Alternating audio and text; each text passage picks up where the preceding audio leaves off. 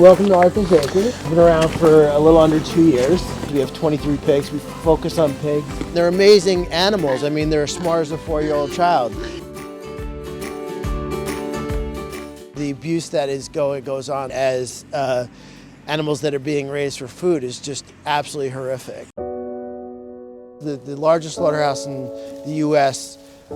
Kills 33,000 pigs a day.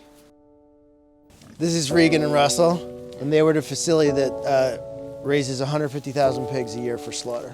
The farmer, he agreed to give them up because COVID, they weren't processing. They were actually suffocating pigs. They were raising the heat where they keep all the pig, cut off the oxygen, and had them just fry to death. You can adjust. You can adjust. Okay, so I'm just going to reach under. Got it. So when they're bred for meat, they are with their mother till they're 6 weeks old, and then they go to a fattening facility at 6 weeks old, till they're 6 months old when they get slaughtered at 250 pounds. So Max fell off a slaughter truck and ran, and so he was all scarred up and he hurt his knee. So I like to sometimes I start at the cranial end, the head, sometimes I start caudally at the tail. Right now I'm going to start up top. I want to check the occiput relative to the atlas and just make sure that's moving. Actually, it's moving pretty decently. I can't do flexion, extension, or rotation, but right now I'm on the wing of the atlas, which is C1, and I'm looking for the spacing between the wing of the atlas and the mandible, which is here, look here, which is the edge of the jawbone. And I should be able to get my fingers in there, which I can. And it's moving pretty well. But see, I just hit a little tender spot. So there it is. So I'm going to adjust that. There it is. I just got it. Okay, so that was C1 on the right. And that's going to help his whole nervous system. So that's one, even though we know he has symptoms with a bad front right leg, but I still want to check C2. Okay, I'm waking you up a little bit. C3, C4, checking lower cervicals on the right, checking shoulder. Now the shoulder, we're feeling spasms up here, and there's a big old muscle spasm there. So I want to work that out. And that happens from limping. So you get that from limping. And I know exactly, now I'm rubbing your shoulders. That must feel good. So let's check this front leg. So this is the good side. So I just want to see how we're going to feel his joints, his motion.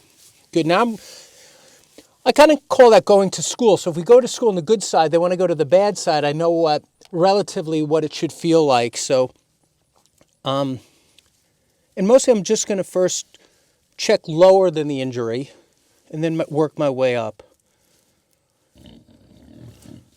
Okay, so now I'm going to go to the next joint. So this is the joint that's wrapped. And I do feel like a little restriction there, so I know exactly how to... So what's happening there is it's a little fixated, it's a little medial. So I'm going to adjust a little medial lateral. It's very small. There it is. Very small. But then I recheck it to see if it worked. Much better. I'd really love to check the shoulder on the other side. We get up and we can probably come back to him. But we might be able to come back to him. So let me check down the back. Okay. And you're going to get a little massage anyway while I work on you. Okay, so I'm going to come down here, and I'm checking the ribs. And I'm checking for any ribs that might be displaced. Okay, hold on there. Now I got the lower back, the sacrum. Sacrum feels good. Now I'm at the apex of the sacrum, where the sacrum is like an isosceles triangle pointed towards the tail, and it can get a deviation. And I'm feeling a little sacral apex left, so I can do this really gentle because he's also relaxed. There we go. One more. Got it. Good. Now I'm at the base of the sacrum, not the base, the apex of the sacrum where it meets the tail. I'm on his tail right now, coming down the back leg, looking for spasms that might indicate a misalignment. But, for the most part, his rear end is pretty good. And I'm checking now back knee, back ankle. I'm checking every single joint, checking tendons. I'm checking mobility. I'm checking for hypermobility, hypomobility, lack of mobility. Now I'm on the back. I'm reaching underneath, and I'm on the back right leg now. And I'm feeling a little bit here at the femoral head on the left, so I'm just going to adjust superior to inferior along the line of the, there you go, just a little bit there, and rechecking. That feels nice. Doing a lot of motion, so I'm motioning up and down the back. Right here is a little tender, so I'm going to adjust in there too. There you go. Look, much better. Coming down again, checking. Good. And look at you, and what if I just rubbed your neck for a little bit? Would you like that? So that's, then we check the TMJ because they do root, they do use their jaws. There's a lot of neurology in the temporomandibular joint on really all animals, prey or predator. So we want to always make sure that's not jammed up. And here it is up here. That's the actual TMJ is right here. You could feel the joint. And I'm just bouncing through. That doesn't need work. Just checking under here. Good motion of the lower mandible. And digging under this little area in front of the shoulder where you can get your fingers underneath. But that's where the lower cervicals come in. So we always like to look under there. And that would restrict mobility of lateral motion left or right for any animal, including humans. And there is a little spot right here at C6. I'm going to come across with my thumb, double up. Got it. That was the big one. That one scared me. I just jumped away. But guess what? That was a tender spot, so it needed to be done. It was a little lateral, and that, was creating a little bit of a knot. And think about it, when you're limping, you're going to it throws off your gait, so you're going to use muscles that you don't normally use. You'll have some compensation. I was able to adjust a few things. I was on the, I checked all the front joints that I could get to, but I really want to see him up and running. So I'm going to walk with him just for a second, and while I'm doing that, I can palpate his shoulder movement as he's walking. And I can feel a spasm right here. And I'm rubbing out the spasm as we're running. Let's bring him around back this way.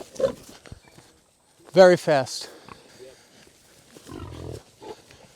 On a anterior humerus, so the humerus of the upper arm bone comes forward sometimes with shoulder injuries.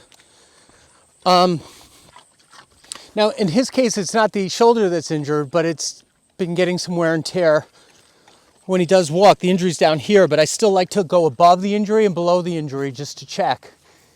So I did a little bit above.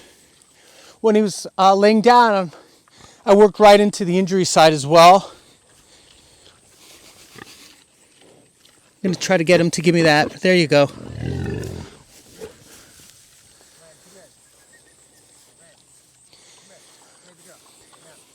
So it's nice to pick it up until he gives it to me. Good, there it goes. So now I'm on it.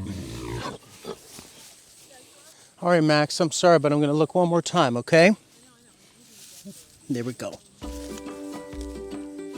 So I'm just going to do one last thing. There it goes, I got it. So what I did is I took the... I set the shoulder back in a little bit. So I just want to see range of motion here. All right, guys. Okay. So now I'm going to rotate, flexion extension. A little bit here. Okay, good. Right there's a tender spot, right there. That's been tender since day one. Yeah, that's the tender spot. I think that this is the site of the original injury is right here on the lateral aspect. No, I can feel it perfectly.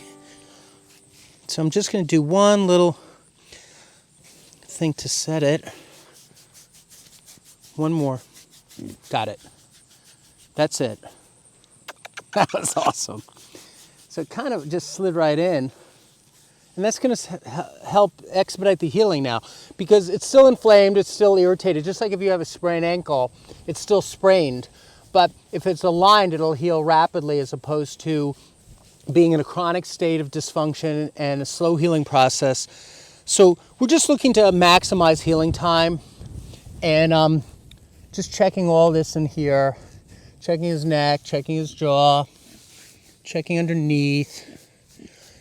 And sometimes you'll feel some asymmetry. You'll feel some muscles that bilaterally don't equal. So what happens, like let's say you feel a big old muscle knot under the left mandible, and you don't feel one on the right, that's a clue that something's off. So right now I'm just palpating underneath. I'm going to check the pecs. Yeah. Going underneath.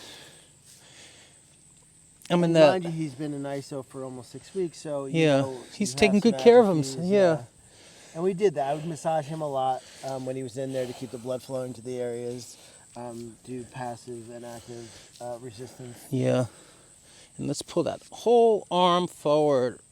There you go. Let's do it again. So we're bringing the whole arm and stretching it. And it's just a nice stretch. I'm not going to adjust anything right this second.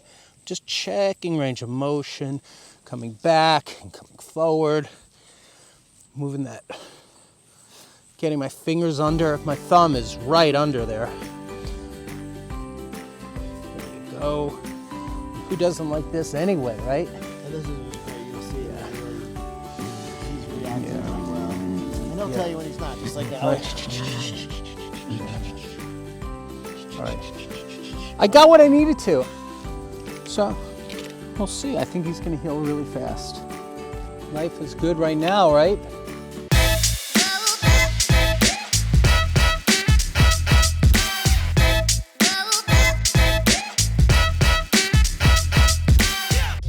So, how do people stay in touch with what you're doing? Can they donate?